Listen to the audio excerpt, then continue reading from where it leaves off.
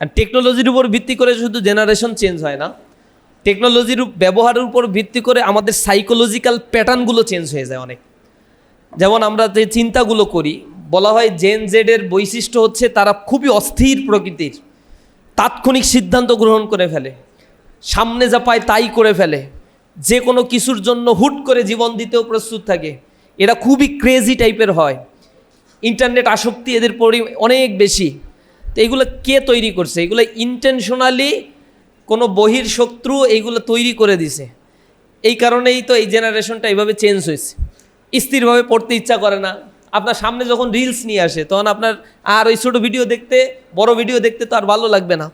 এরপরে আবার দীর্ঘ সময় ধরে খেলা ভিডিও দেখতে পছন্দ হয় না। এই জন্য এখন স্পিড 1.5, 2 এর বাইরে যদি স্পিডে দেখতে চান তাহলে প্রিমিয়াম ভার্সন কিনে নিতে হবে। প্রিমিয়াম ভার্সনে স্পিড মাল্টিপ্লাই বাই 3, 4 এইটাও দেখা যায়। চিন্তা করছেন? আমি সেদিন এক ছেলেকে দেখলাম ছোট, সে 3 স্পিডে দেখতেছে। আমি বলছি আমি তো 2 স্পিডে শুনেই অবস্থা খারাপ, তুমি 3 স্পিডে বোঝো কীভাবে? কী বলতেছে না বলতেছে, বোঝো ওই সাইকোলজি ওইভাবে হয়ে গেছে, অস্থির, দ্রুত, সব দ্রুত হয়ে যেতে হবে। পড়াশোনা এখন আর করবে না, শিট গাইড হইলেই ভালো হয়। নগদ তাকে প্রশ্নটা দিয়ে দিলে খুবই পছন্দ হয়, কিন্তু সেটা দেয়া যায় না বিদায় দুঃখিত। জেনারেশন এইভাবে চেঞ্জ হয়ে যাচ্ছে। তো ওই ছেলের কথা বলছিলাম, ছেলেটা আসলে খুবই মেধাবী ছিল, কিন্তু তার বাবা মা তাকে এত বেশি প্রেশার ক্রিয়েট করতো পড়াশোনার জন্য। ক্লাসে নিয়ে আসতো, আমাদের সাথে খেলতে দিত না, হাত ধরে নিয়ে চলে যেত কোচিংয়ে, কোচিং থেকে ওই গানের ক্লাসে, গানের ক্লাস থেকে আবার ঘরের ভিতরে হাউস টিউটার আসবে।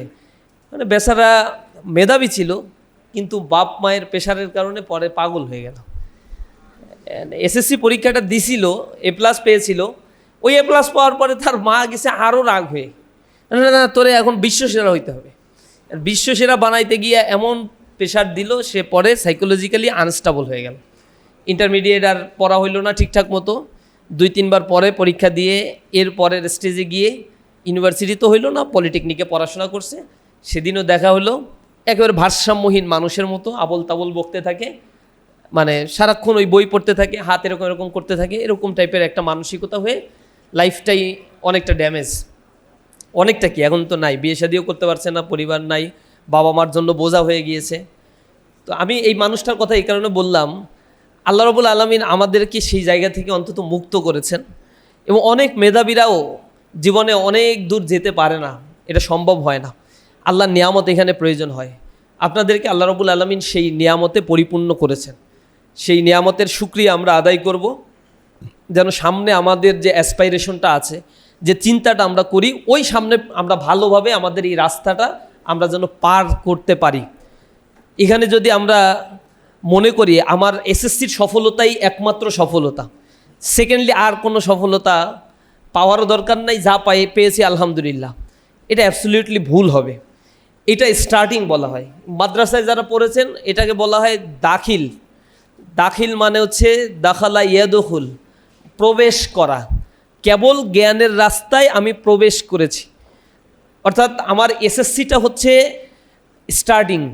আপনি কোথাও যদি সিভি ড্রপ করেন জবের জন্য, হায়ার স্টাডি করার জন্য সিভি ড্রপ করেন, অথবা ভবিষ্যতে কখনও কোনো জায়গায় কোনো উন্নতির পরীক্ষা দেন, সেখানে আপনাকে শুরুতেই এসএসসি সার্টিফিকেটটা দিতে হবে। এর আগে ক্লাস 9, ক্লাস 6, 7, 5 আপনি ফেল করছেন না পাস করছেন, এগুলো আপনার কাছে কোনো বিবেচ্য বিষয়ই না। আগের কোনো রেজাল্ট কেউ জিজ্ঞাসাও করবে না। এটাতে আপনি ফার্স্ট হয়েছেন না সেকেন্ড হয়েছেন, এটা কোনো চিন্তারও বিষয় না। এসএসসির এই A+ পেয়েছেন, তার মানে আপনাকে ধরা হবে আপনি মেরিটোরিয়াস, মেধাবী স্টুডেন্ট। এখন আপনার সামনের টার্গেটটা হচ্ছে ইন্টারমিডিয়েট বা এইচএসসিতে আপনাকে A+ পেতে হবে। এখানে আবার সবাই কিন্তু A+ পাবে না। A+-এর পরিমাণটা এখানে গিয়ে 50%-এ নেমে আসে। 1,16,766 জন আপনারা A+ পেয়েছেন, এই A+টা কমে 50%-এ চলে আসবে এইচএসসিতে।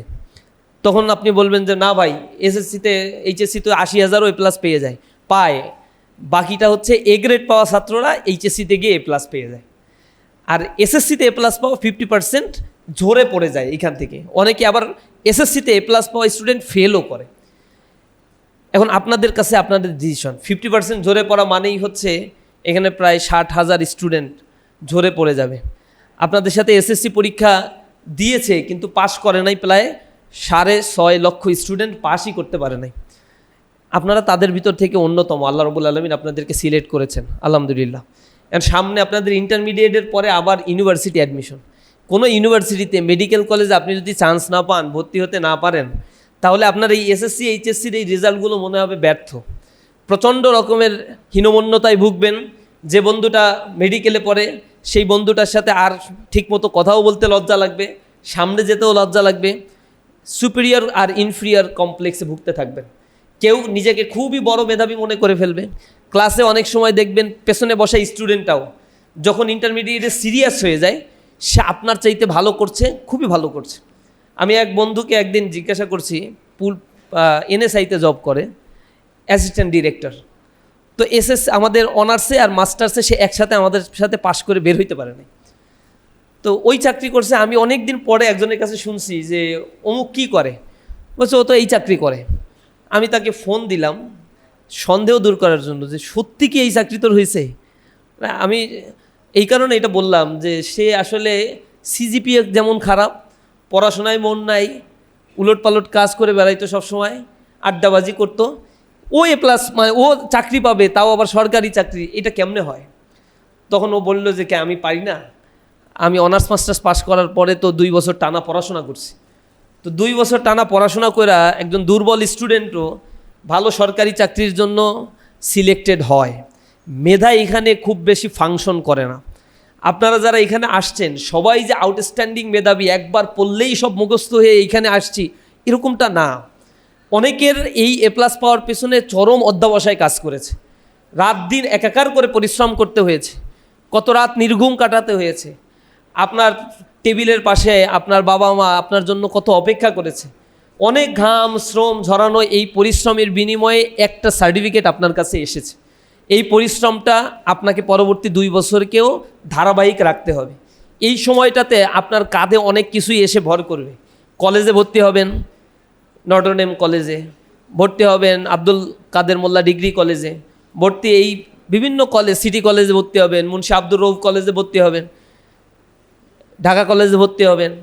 এখানে ভর্তি হওয়ার পরে উদ্যত্ততা তৈরি হয়, নতুন নতুন বন্ধু পাবেন। ঢাকা কলেজে যাওয়ার পরে দেখবেন একজন মুন্সিগঞ্জ থেকে আসছে, একজন ঠাকুরগাঁ থেকে আসছে, একজন দিনাজপুর থেকে আসছে, খুবই ভালো লাগবে। এরপরে আবার দেখবেন ক্লাসের মধ্যে ছেলে মেয়ে নতুন নতুন বন্ধু পেয়ে গেছেন। এইবার হচ্ছে একটু বন্ধুত্ব তৈরি করার জন্য একটু মন আঁকুপাকু করে, ওর পিছনে একটু ঘুরতে ভালো লাগে, ওকে একটু দেখতে ভালো লাগে, ওর কথাটা ভালো লাগে, সব ভালো লাগা একসাথে গিয়ে জড়ো হয়। টিনেজ যেহেতু, এইখানে টিনেজের একটা বড় সমস্যা হলো স্বপ্ন চোখে রঙিন রঙিন, যা দেখি তাই রাগে ভালো, যা দেখবো সেগুলাই ভালো লাগছে। আমি মাঝে মাঝে কিছু বন্ধুরে বললি যে ওরে দেখে তুমি কীভাবে পছন্দ করলা, বলছে আমার দিকে আর কেউ তো তাকায় না, ও তাকাইছে, এই জন্যই আমার মনে হয়েছে যে এই পারফেক্ট আমার লাইফের জন্য। তাই বললাম যে আল্লাহ ভালো যে তোমাদের এটা কন্টিনিউ হয় নাই, এটা তো এরকম না। মানে আমি এই জিনিসটা এই কারণে বললাম যে এই সম্পর্কটা সে আনপ্যারালাল চলছে এবং সে জানে যে এটা পসিবল না, কারণ ও পরে ইন্টারমিডিয়েটে, মেয়েও পরে ইন্টারমিডিয়েটে। তো ওর স্টাবলিশড হইতে ছেলের এবং বিয়ে করতে লাগবে অনেক সময়, তো মেয়ের ক্ষেত্রে এটা লাগে না। ইন্টারমিডিয়েট পাস করার পরেই সোশ্যাল স্ট্রাকচার, স্বাভাবিক অবস্থা, এটা অনেক কিছুই হয়ে যায়। সুতরাং এই সম্পর্কটা অবজারভেশনে বলছে, গবেষণায় বলছে, ইন্টারমিডিয়েটে যে রিলেশনশিপটা ডেভেলপ হয় তার 98% হচ্ছে টিকে না। তাহলে এটা কি হয়? টাইম পাস হয়। তো আমি একটা অবজারভেশন নিয়েছিলাম, আমার মাস্টার্সের পরে একটা রিসার্চ পেপার করেছিলাম।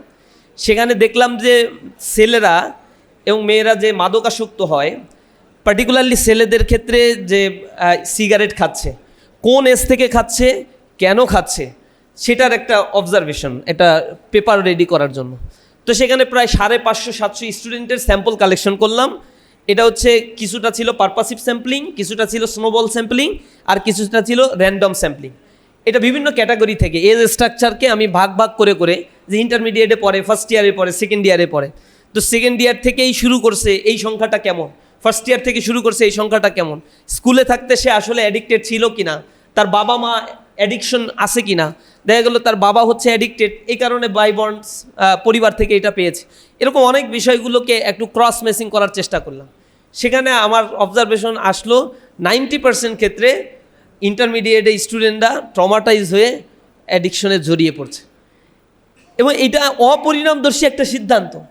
এদের একটা বড় অংশ ইন্টারমিডিয়েট পাস করে, কিন্তু সিজিপিএ আগে ভালো ছিল, পরে জিপিএটা আর কন্টিনিউ করতে পারে না। কিন্তু সে যে মেয়ের সাথে সম্পর্কে জড়াচ্ছে, সেই মেয়েটা ঠিকই A+ পেয়ে যাচ্ছে। আশ্চর্যের বিষয় না? ও পড়ে না, ও দেউলিয়া হয়ে দেবদাস হয়ে গেছে, কিন্তু আর এক সাইডে পড়াশোনা ঠিকই করে যাচ্ছে, কারণ তাকে স্ট্রাগল করে টিকতে হবে। ছেলেরা অতি ইমোশনাল হয়ে পড়ে, মেয়েরা খুবই জাজমেন্টাল হয়, এবং সে কিভাবে নিজেকে গড়ে তুলতে হবে এটা বুঝতে পারে। রক্ষণশীল পরিবার হওয়ার কারণে তাদেরকে কন্ট্রোল করা হয়। ছেলেরা গ্রাম থেকে শহরে আসার পরে নিজেদেরকে উদ্যত্ততা প্রদর্শন করে, এবং ব্যক্তি নিজেকে সেলফ সাফিসিয়েন্ট মনে করে আমি সবচেয়ে ভালো বুঝি, আমার সামনের জায়গাটা আমি ভালো বুঝবো। কিন্তু সামনের জার্নিটা যে কত কঠিন আর কণ্টকাকীর্ণ, এটা সে তখনও বুঝে উঠতে পূর্ণ সামর্থ্য অর্জন করে না। এই বয়সে ইনফ্যাক্ট এটা বোঝার কথাই না। আমি এটাই বলেছি, চোখে অনেক রঙিন স্বপ্ন, মিছিল দেখতে ভালো লাগে। দেখবেন এই যে মুন্সি আব্দুর রউফ কলেজে গেঞ্জাম বেঁধেছে, সিটি কলেজ থেকে সব লাঠিসোঁটা নিয়ে বের হয়ে গেছে। এখানে মারামারি করলে যে মাথা ফাটবে, হাসপাতালে শুয়ে পড়া লাগতে পারে, 2 দিন পরে আমার ইন্টারমিডিয়েট পরীক্ষা পাস করবো কিনা এগুলো দেখারও সময় নেই। যা মারামারি করে সব ইন্টারমিডিয়েটের ছাত্র, অনার্সের ছাত্র নামেই না। অনার্সের তারাই নামে যাদের ওই রাজনৈতিক দলের পোস্ট প্রয়োজন, এছাড়া আর কেউ এখানে নামে না। নামে কারা? ইন্টারমিডিয়েট। অতি আবেগী, টিনেজ, আরে যাই ফাটাফাটি করে আসি, নেতার পিছনে ডাকছে দৌড় দেই। তখন নেতা হইতে ভালো লাগে, মিছিলে একটু সামনে নেতার পাশে দাঁড়াইলে এই ছবিটা দিয়ে দেখা গেল আরেকজনকে কনভিন্স করার একটা মানসিকতা থাকে। মানে এমন একটা হিরোইজম ভাব সবার ভিতরে তৈরি হয়। কিন্তু এই হিরোদেরকে পরে কিন্তু আর খুঁজে পাওয়া যায় না। অধিকাংশ হিরোই বাংলাদেশ থেকে হারায় যায়। কে হিরোদের মনে রাখে? যার নলেজ নাই, যার একাডেমিক এক্সিলেন্সি নাই, তাকে আসলে কেউ গণনায়ও নিয়ে আসে না। রাজনীতি করতে গেলেও ন্যূনতম মেরিট প্রয়োজন, সোসাইটিতে সারভাইভ করতে গেলে ন্যূনতম মেরিট প্রয়োজন। এই সারভাইভাল ক্যাপাসিটি আমাকে ডেভেলপ করতে হবে। দ্বিতীয়, আমরা যারা পড়াশোনা করছি এসএসসিতে হয়তো বাবার সাথে মায়ের সহযোগিতায় বাবার সাথে থেকে ভালো একটা রেজাল্ট করে আসছি, এখন আমাকে ইন্টারমিডিয়েটে ভর্তি হওয়ার জন্য কলেজে আসতে হয়েছে, ভালো একটা প্রতিষ্ঠানে পড়তে হবে, আমার স্ট্রাগল লেভেলটা অনেক বেশি বেড়ে যায়। বাবা আর আগের মতো হয়তো অনেকে সহযোগিতা করতে পারে না। এখানে সারভাইভাল ফর দ্য ফিটেস্ট, টিকে থাকার জন্য যে প্রয়োজনে স্ট্রাগল আমার করা দরকার, সে স্ট্রাগল অনেকেই করতে পারে না, আর না করলে টিকে থাকা সম্ভব নয়। প্রমোদ চৌধুরীর একটা কথা আছে, তিনি বলেছেন, অতিকায় হস্তি লোপ পাইয়াছে, কিন্তু তেলাপোকা এখনও টিকিয়ে আছে। তিনি এইটা দ্বারা এটাই বুঝিয়েছেন, একটা সময় এই পৃথিবীতে ভূতত্ত্ববিদরা অ্যানালিসিস করে দেখেছে যে ডায়নোসরের বসবাস ছিল, এবং ডায়নোসর বিশাল দেহি শক্তিশালী একটা প্রাণী ছিল। আমরা ওই যে ছোটোবেলায় সামুরাই এক্স, তারপরে হচ্ছে বিভিন্ন ধরনের কার্টুন দেখতাম, সেখানে দেখতাম যে ডায়নোসর মুখ থেকে আগুন নিক্ষেপ করে। এগুলো অতি রঞ্জন, অতি কল্পকাহিনী, ঠিক না। তবে ডায়নোসর প্রাণী ছিল দুনিয়াতে, এটা তাদের বোনগুলো অ্যানালিসিস করে এটা দেখা যায়। এবং এটা 5000 বছর আগে ছিল, কেউ বলছে 1000 বছর আগে ছিল, যাই হোক ছিল। কিভাবে নষ্ট হয়ে গিয়েছে, কিভাবে তাদের অস্তিত্ব এই দুনিয়াতে আর নাই, এর কারণ হচ্ছে এই পৃথিবী একটা সময় খুবই ঠান্ডা ছিল, শীতল একটা আবহাওয়া ছিল, প্রচুর পরিমাণে গাছপালা ছিল, বন বাদার ছিল। মানুষের বসবাস বৃদ্ধি পাওয়ার সাথে সাথে, মানুষের সংখ্যা বৃদ্ধি পাওয়ার সাথে সাথে এটা আস্তে আস্তে হিট হওয়া শুরু করলো এই পৃথিবী, গ্লোবাল ওয়ার্মিংয়ের ফলে, তারপরে গ্রিন হাউস ইফেক্টের ফলে এই পৃথিবীতে বসবাসের অনেকটা অনুপযোগী হয়ে গেল, এবং শীতল আবহাওয়া আস্তে আস্তে গরম হট ওয়েদারে কনভার্ট হলো। সেখানে সি লেভেল রেইজ করলো, আটলান্টিক মহাসাগরের যে বিশাল বড় বড় পাহাড় পর্বত, বরফগুলো আস্তে আস্তে গলা শুরু করলো, যার ফলে বিভিন্ন জায়গায় জলোচ্ছ্বাস, বন্যা, দুর্ভিক্ষ, সুনামি এগুলো তৈরি হলো। ম্যানমেড কিছু দুর্ভিক্ষ আছে, ন্যাচারাল কিছু ডিজাস্টার আছে। এ কারণে পৃথিবীতে ডাইনোসর আর সারভাইভ করতে পারলো না, উষ্ণমণ্ডলীয় আবহাওয়ায় সে টিকে থাকতে পারে না। যখন তার নিঃশ্বাস নিতে কষ্ট হলো, বংশ তৈরি করার মানে সক্ষমতা, প্রোডাক্টিভিটি তার কমে গেল, আস্তে আস্তে পৃথিবীর ইতিহাস থেকে ডাইনোসর হারিয়ে গেল। কিন্তু তেলাপোকার হিসাব দেখেন, এই পৃথিবীতে তেলাপোকা আগেও ছিল, এখনও আছে, ভবিষ্যতেও থাকবে। এটা কিভাবে থাকবে? ভবিষ্যতে থাকবে ইনশাআল্লাহ, কারণ আমি জানি না যে কি হবে ভবিষ্যতের বিষয়টা, তবে মনে হচ্ছে যে হাজার হাজার বছর ধরে তেলাপোকা টিকে আছে। তেলাপোকার একটা বৈশিষ্ট্য হলো প্রচণ্ড গরমের মধ্যে সে টিকে থাকতে পারে। এরপরে স্যাঁতস্যাঁতে আবহাওয়া, বৃষ্টি হলে দেখবেন প্রচুর তেলাপোকার জন্ম হয়ে গেছে। স্যাঁতস্যাঁতে আবহাওয়া, কোনো সূর্যের আলো নাই, আছে দেদার শেষে তার মতো করে। এরপরে প্রচণ্ড ঠান্ডা একটা ওয়েদার, তার মধ্যেও সে টিকে আছে। সব ওয়েদারের মধ্যে সে নিজেকে অ্যাডাপ্ট করে নিতে পারে। তার শরীরের মধ্যে ওই সক্ষমতা, ওই রকম অ্যাডাপ্টেশন কোয়ালিটি আল্লাহ রাব্বুল আলামিন দান করে দিয়েছেন। এই অ্যাডাপ্টেশন কোয়ালিটির কারণে তেলাপোকা যে কোনো ওয়েদারে, যে কোনো জায়গায়, যে কোনো অবস্থায় টিকে থাকতে পারে। তা আমাদেরকেও এই সিনারিওটা মাথায় নিতে হবে। আমি যে ওয়েদারেই থাকি না কেন, ভালো খেতে পারলাম কি না, ভালো কিছু পড়লাম কি না, এই মানসিকতার চাইতে আমার মানসিকতা হতে হবে আমাকে টিকে থাকার লড়াইয়ে অবতীর্ণ হয়েছি, আমাকে আমার শেষ ডেস্টিনেশন পর্যন্ত যেতে হবে। সোনার চামচ মুখে নিয়ে যারা বড় হয়, এই মানুষগুলো জীবনে খুব ভালো কিছু করতে পারে, এই সংখ্যাটা অনেক কম। সফলতার জন্য ডেসপারেশন দরকার, ডেডিকেশন দরকার। সেই ডেসপারেশন এবং ডেডিকেশনটা অধিকাংশের ক্ষেত্রেই পাওয়া যায় না। অধ্যবসায়ী হতে হবে, প্রচণ্ড অধ্যবসায়ী হতে হবে, এছাড়া টিকে থাকা যায় না। প্রায় আমি একটা গল্প বলি সক্রেটিসের, যে সক্রেটিস একটা সময় একটা বক্তব্য রাখছিল। বক্তব্য রাখার সময় তিনি বলছেন, মানে ইয়ার জেনারেশনকে এম্পাওয়ার্ড করার কথা বলতে বলতে প্রোগ্রাম শেষ, একটা ছেলে ইন্টারমিডিয়েটে পড়ে, বাবরি কাটা চুল, সুন্দর চেহারা, ইনটিন করে আসছে প্রোগ্রামে বক্তব্য শুনতে। তো সক্রেটিসের বক্তব্যে সে মনোমুগ্ধকর অবস্থা। সে যখন সক্রেটিসের বক্তব্য শেষ হলো, যে বলল, uncle, can you please tell me how can I acquire success in my life? I want to be a successful person, please tell me what should be the process. তো সক্রেটিস তাকে বলছে যে, বাবা, আগামীকাল তুমি নদীর পাড়ে আমার সাথে একটু দেখা করিও, বিকেলবেলা তোমার জন্য আমি ওয়েট করব, and that time I will tell you what's the process to be a successful person. তো ছেলেটা সক্রেটিসের সাথে দেখা করতে একটু চমৎকার পোশাক পরে, আটো শার্ট পরে, বাবরি কাটা চুল ধরে একবার চমৎকার ইনটিন করে গেছে। যাওয়ার আগেই সক্রেটিস সেখানে দাঁড়িয়ে আছে। এখন সক্রেটিস যে তার এখানে দাঁড়িয়ে আছে, এটা দেখে সে কিছুটা লজ্জিত হলো যে আমার দেরি হয়ে গেছে। সক্রেটিসের কাছে গেল লজ্জা একটা দৃষ্টিভঙ্গি নিয়ে। সক্রেটিস তার সাথে কোনো কথা না বলে তার ঘাড়ে হাত দিয়ে নদীর ভিতরে হাঁটা শুরু করলো। হাঁটছে, হাঁটু সমান পানি। ছেলেটা তাকিয়ে আছে, কোনো কথা নাই, প্যান্ট ভিজে যাচ্ছে। এরপর আরও একটু হাঁটছে, মাজা সমান পানি। ছেলেটা কোনো কথা নাই, হা করে তাকিয়ে আছে, কিছু বলে কিনা। সক্রেটিসও কোনো কথা বলে না, আবার হাঁটছে। হাঁটতে যখন এই বুকের নিচ পর্যন্ত পানিতে ডুবে গেল, এরকম সময় সক্রেটিস কোনো কথা বলা ছাড়াই পেছনের চুল ধরে পানির ভিতরে চুবাই ধরলো তাই। এখন বেচারা তো পানির উপরে যত উঠতে চায়, পানির নিচে তাকে চুবিয়ে ধরা হয়। ছেলেটা ওঠার চেষ্টা করছে, সক্রেটিস জোরে তাকে চুবিয়ে ধরছে। একটা পর্যায়ে ছেলেটার দিকে তাকিয়ে দেখলো সে পানির নিচে নিঃশ্বাস নিতে না পেরে হাঁসফাঁস করছে আর বিবর্ণ আকৃতি ধারণ করছে, সবুজ হয়ে গেল তার চেহারা। এরকম সময় সক্রেটিস তাকে এরকম উঠাইল। উঠানোর পরে ছেলেটা তখন প্রচণ্ড রকমের নিঃশ্বাস নিচ্ছে, হাঁসফাঁস করছে, ত্রাহি অবস্থা। তো সে হাঁপাচ্ছে। এরকম সময়ে তাকে ধরে আস্তে করে ডাঙায় নিয়ে আসলো। তখনও সে হাঁপাচ্ছে। হাঁপানিটা থামলো, ভয়ে ভীত বিহ্বল হয়ে পড়ছে যে না জানি আবার নিয়ে চুবনি দেয়। তখন ছেলেটাকে সক্রেটিস জিজ্ঞাসা করছে, বাবা, পানির নিচে এতক্ষণ পর্যন্ত আকুলভাবে কি প্রার্থনা করছিলে তুমি, কি চাইছিলে তুমি?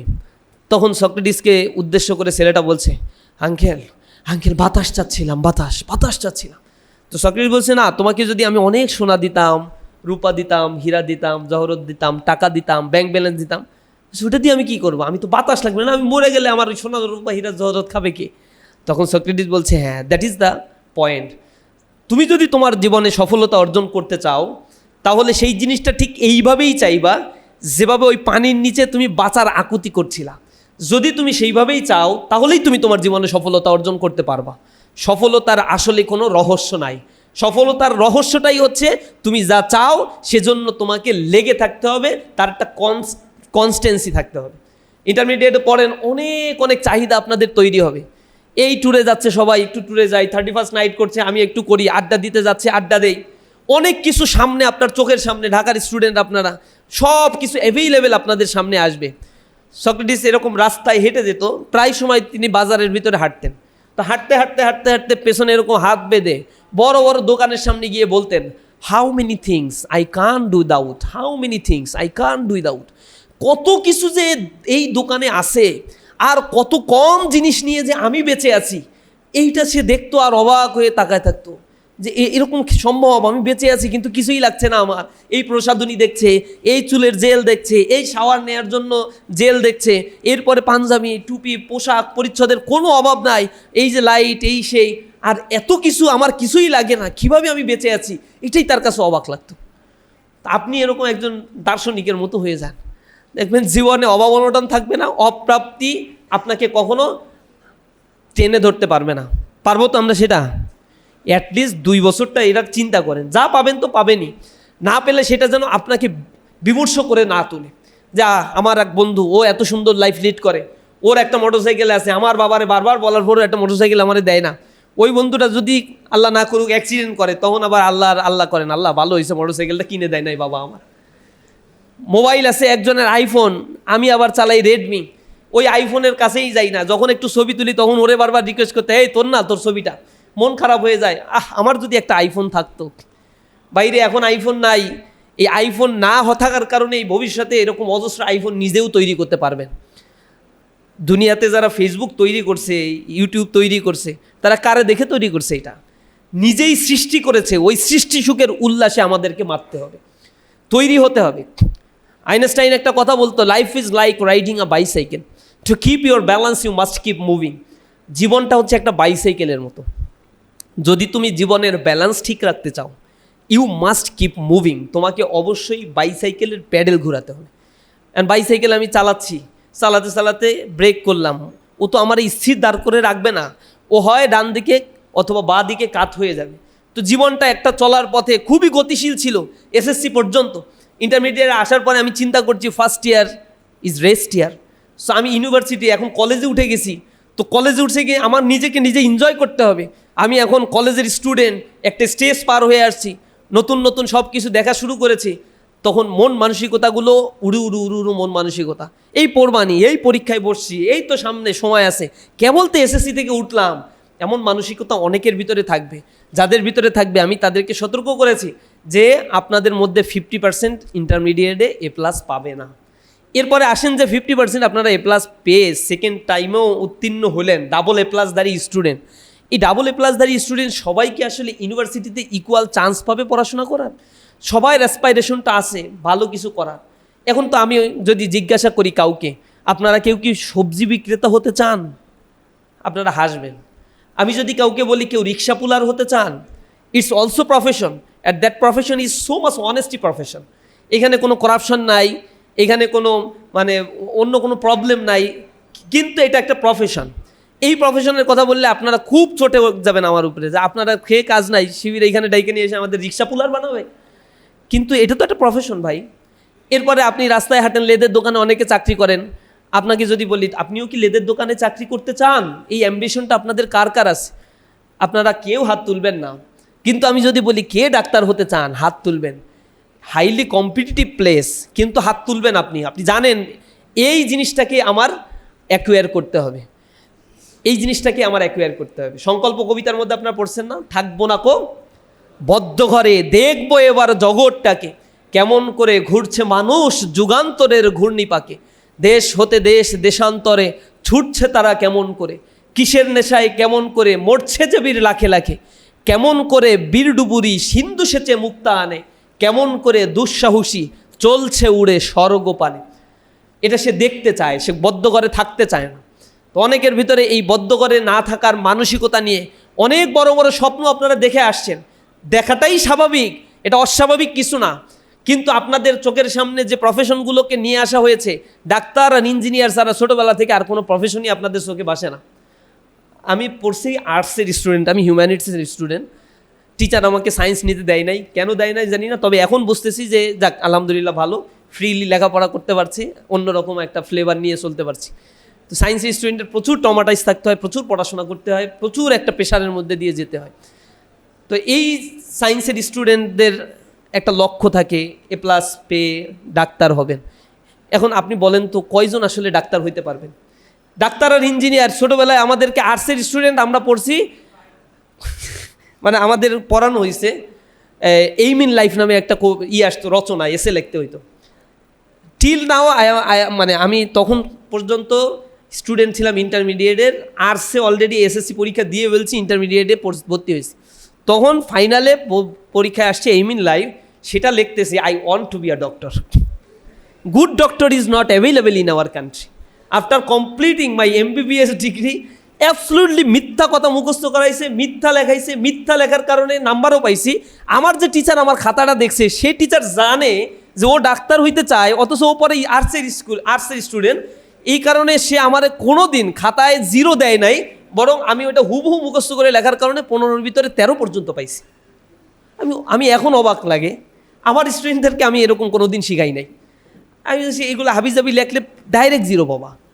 তুমি এখন পড়ো আর্টসের স্টুডেন্ট, তুমি দেখো আর্টসের কত সেক্টর আছে, তুমি এবার কোন সেক্টরে যাবা?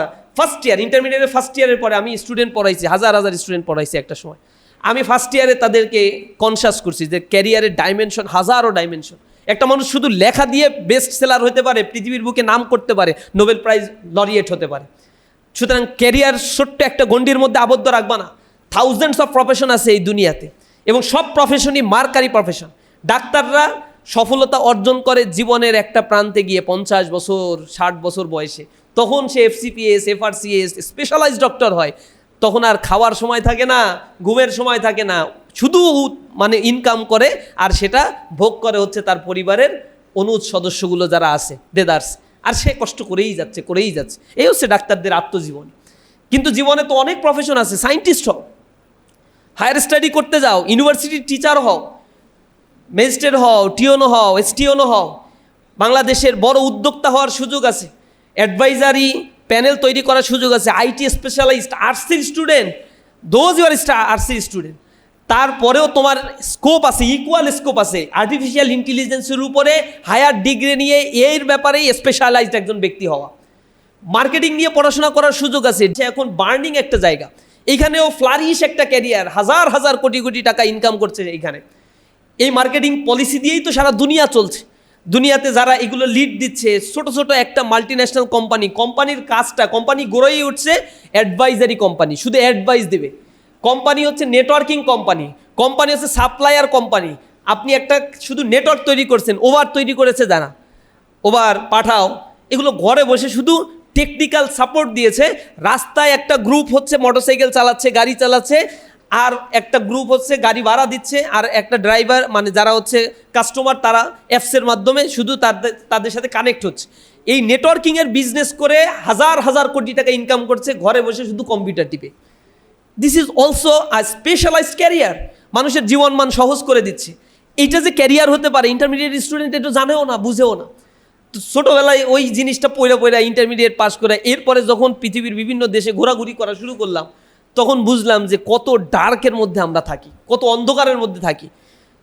অক্সফোর্ডে পড়া স্টুডেন্টরা ডাক্তার ইঞ্জিনিয়ার হওয়ার চাইতে বেশি প্রায়োরিটি দেয়, হ্যাঁ ফিজিক্স পড়বো, কোর ফিজিক্স পড়বো, কোর কেমিস্ট্রির স্টুডেন্ট হব।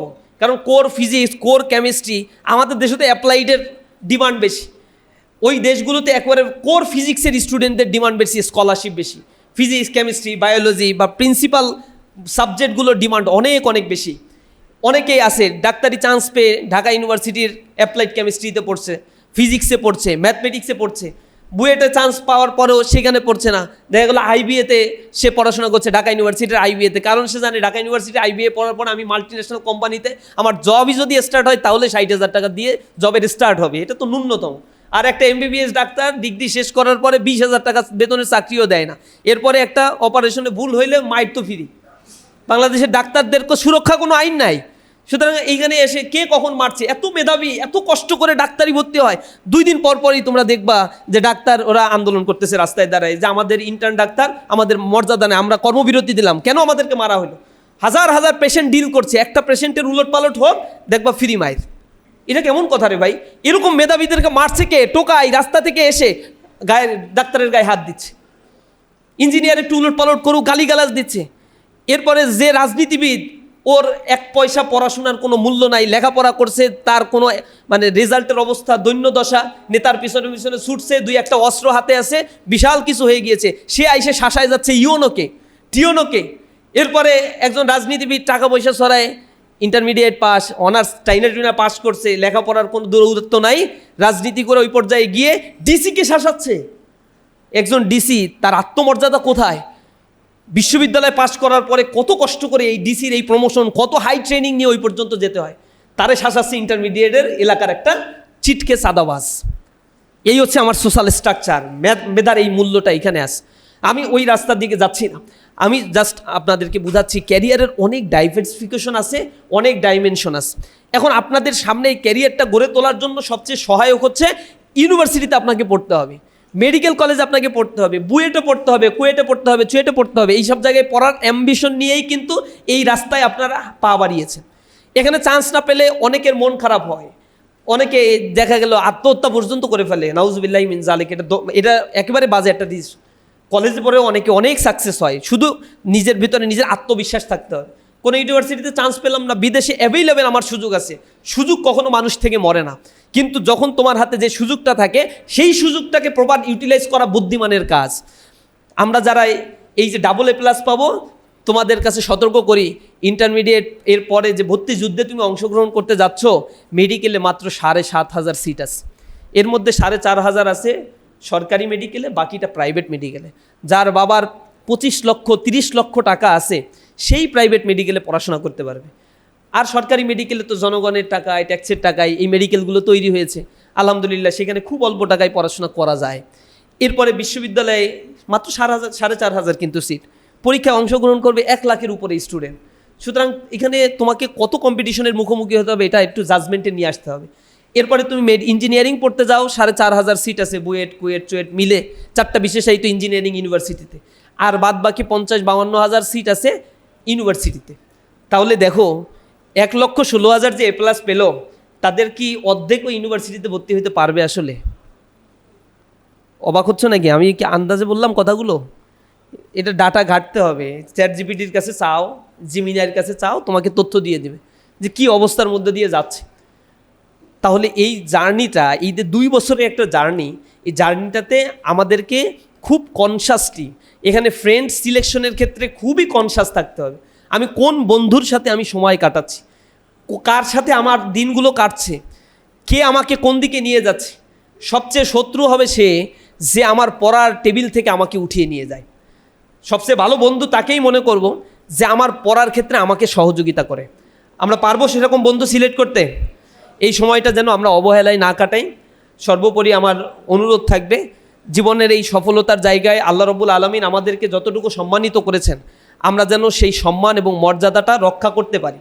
এই পুরস্কার এখানে এসে আমাদেরকে সংবর্ধিত করা হচ্ছে।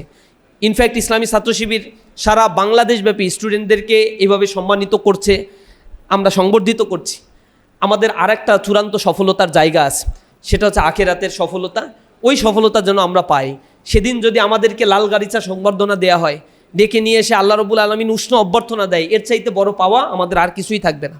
সূরা জুমারের মধ্যে আল্লাহ রাব্বুল আলামিন সেটা বলছেন, ওয়াসিকাল্লাযীনা তাকাউ রাব্বাহুম ইলাল জান্নাতি যুমারা।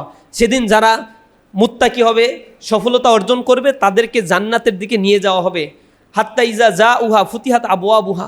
জান্নাতে যাওয়ার সময় তাদেরকে সামনে নিয়ে যাওয়া হবে, তারা ওইটা দেখার পরে বলবে এত সুন্দর জায়গা ছেড়ে আমি যাব না। তখন ফেরেশতারা তাকে বলবে চলেন না সামনে, আরও সুন্দর জায়গা আপনার জন্য অপেক্ষা করছে। কিছুক্ষণ পরে আবার গিয়ে থামে যাবে, বলছে আর যাব না, এনাফ এনাফ, এত সুন্দর জিনিস আমি আর জীবনে দেখি নাই। তখন তাকে বলা হবে চলেন না সামনে, আরও চমৎকার জিনিস আপনার জন্য আছে। সে যখন জান্নাতে যাবে, দরজা জান্নাতের খুলে দেয়া হবে, অফুতিহাত আবওয়াবুহা ওয়াকালা লাহুম খাজানাতুহা সালামুন আলাইকুম তিবতুম ফাদখুলুহা খালিদিন। আপনাকে সম্মানের সাথে বরণ করে নেওয়া হচ্ছে, অভিবাদন জানানো হচ্ছে, সালাম জানানো হচ্ছে আপনার প্রভের পক্ষ থেকে। তাকে লাল গালিচা ফুলের সংবর্ধনা দেওয়া হবে, হীরা মুক্তা জহরত নিয়ে ছোট্ট ছোট্ট বাচ্চারা তার চারিপাশে ঘুরতে থাকবে, পান পাত্র নিয়ে অপেক্ষা করতে থাকবে। তাকে বিশাল সিংহাসনে বসিয়ে দেওয়া হবে, এত মর্যাদাবান তাকে করা হবে, সংবর্ধিত করা হবে। এর কারণটা কি? দুনিয়াতে সে কষ্ট করে গিয়েছে, তার রবের গোলামি সে করেছে, সে যেভাবে তার জীবনকে গঠন করা দরকার ঠিক সেভাবে তার জীবনকে সে গঠন করেছে। এজন্য তাকে সেখানে কংগ্রাচুলেশন জানানো হবে। আমরা যেমন এসএসসিতে এইখানে আসছি, কত কষ্ট করে আসছি, কত রাত পরিশ্রম করেছি, কত দিন পরিশ্রম করেছি। পরিশ্রম ছাড়া যারা রেজাল্টে এখন A গ্রেড পেয়েছে, 4 পয়েন্ট পেয়েছে, এদেরকে তার বাবা মা বলছে যে তোরে কত সতর্ক করছি, পড়াশোনা কর, বারবার বলার পরেও তুই পড়লি না, আজকে তোর রেজাল্টের জন্য তুই দায়ী। যে ফেল করছে তার ব্যাপারে কি দৃষ্টিভঙ্গি তার পরিবারের, তার সমাজের, তার বন্ধুদের? তোকে বারবার সতর্ক করা হয়েছে পড়ার জন্য, তুই পড়িস নাই কেন? আজকে ফেল করছিস, এটাই তার জন্য যথেষ্ট। এরকমই হবে কিয়ামতের ময়দানে। দুনিয়াতে যাকে একটা সময় আল্লাহ রাব্বুল আলামিন নির্ধারণ করে দিয়েছেন, এই সময়টা হচ্ছে পরীক্ষার ক্ষেত্র। আপনার 3 ঘন্টা ছিল পরীক্ষার সময়, পরীক্ষায় যদি আপনি কিছু না লিখে সারা রাত পড়ছি এখন একটু ঘুমাই, এরপরে 3 ঘন্টা শেষ, আপনাকে আর সময় দিবে? খাতা টেনে নিয়ে চলে যাবে। তো দুনিয়াতে আপনাকে সময় দেওয়া হয়েছে প্রত্যেকের জন্য, কারো 40 বছর, কারো 50 বছর, কারো 60 বছর নির্ধারণ করে দেওয়া হয়েছে। এই 50 বছর, 60 বছর, 70 বছর শেষ হয়ে গেলে এরপরে তো সে এই দুনিয়াতে আর থাকতে পারবে না। এবং পৃথিবীর সবচেয়ে সত্য কথা হলো, এই দুনিয়াতে মানুষ সারভাইভ করতে পারবে না, মৃত্যুবরণ করতে হবে, তাকে চলে যেতে হবে। এটা আমার পূর্ববর্তী প্রজন্ম থেকে প্রজন্ম এটা আমরা দেখে আসছি। সুতরাং আমিও যে এই দুনিয়াতে থাকবো না, এটা তো একেবারেই অমোঘ সত্য একটা কথা। কিন্তু তার উপরে বিশ্বাস করে দুনিয়ার এই সময়টা কেনই বা আমাকে পাঠানো হলো, এই কোশ্চেনটা নিজেদের কাছে আমরা কখনোই করি না। যদি কোশ্চেনটা করতাম, কেন সৃষ্টি করা হলো, সৃষ্টি তত্ত্ব সম্বন্ধে আমরা জানতাম, তাহলে পরবর্তী লাইফটা আমার কেমন হবে সে ব্যাপারে আমি ডিসিশন নিতে পারতাম। আমি অনুরোধ জানাবো, মেধাবীরা এমনি এমনি মেধাবী হয় নাই। মেধাবী শিক্ষার মূল উদ্দেশ্যটাই হলো কোশ্চেন করতে শেখা, কোনো কিছু চ্যালেঞ্জ করা ছাড়াই ছেড়ে দেয়া না। মেধার মূল জায়গাটা হচ্ছে আমাকে বুঝতে হবে কেন আমি এই কাজটা করছি। সুতরাং সেটা জাজমেন্টাল হয়ে নিজের জীবনকে যেন আমরা গড়ে তুলতে পারি। আপনাদের এই ভবিষ্যৎ জীবনের কল্যাণ কামনা করছি।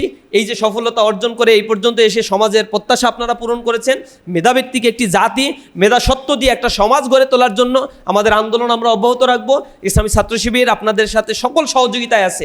ইভেন বর্তমান চাকরির বাজারে যত দক্ষতা আপনার প্রয়োজন, সব সফট স্কিল ডেভেলপ করার জন্য ইসলামী ছাত্র শিবির আপনার পাশে থাকবে। ইউনিভার্সিটি অ্যাডমিশনের পরবর্তী, তার পরবর্তী চাকরির সময় পর্যন্ত ইসলামী ছাত্র শিবির আপনাদের সহযোগিতা করতে চায়। এবং এটার জন্য ইসলামী ছাত্র শিবির কোনো ফিডব্যাক আপনাদের কাছ থেকে নিবে না, আপনাদের জোরপূর্বক কোনো মিছিল মিটিংয়েও নেবে না। ইসলামী ছাত্র শিবিরের দল ভারী করার জন্য ফর্মও পূরণ করাবে না। ইসলামী ছাত্র শিবির উইলিংলি করতে হয়, কিন্তু জাতির প্রয়োজনে ইসলামী ছাত্র শিবির ছাত্রদেরকে গড়ে তোলার জন্য স্বপ্ন দেখে। কারণ আমাদের টার্গেটটাই হচ্ছে সমৃদ্ধ বাংলাদেশ গড়ার লক্ষ্যে সৎ, দক্ষ, দেশপ্রেমিক নাগরিক আমরা তৈরি করব। আমাদের স্লোগান আমরা এই প্লাস সংবর্ধনায় নির্ধারণ করেছি, সততা এবং মেধায় আমরা গড়ে তুলব ইনসাফের বাংলাদেশ। যেই বাংলাদেশে মানুষ তার মানবিক মর্যাদা নিয়ে বেঁচে থাকতে পারবে, সেই ইনসাফের বাংলাদেশ গড়ে তোলার উদাত্ত আহ্বান জানিয়ে আমার কথা শেষ করছি। আসসালামু আলাইকুম ওয়া রাহমাতুল্লাহি ওয়া বারাকাতুহু।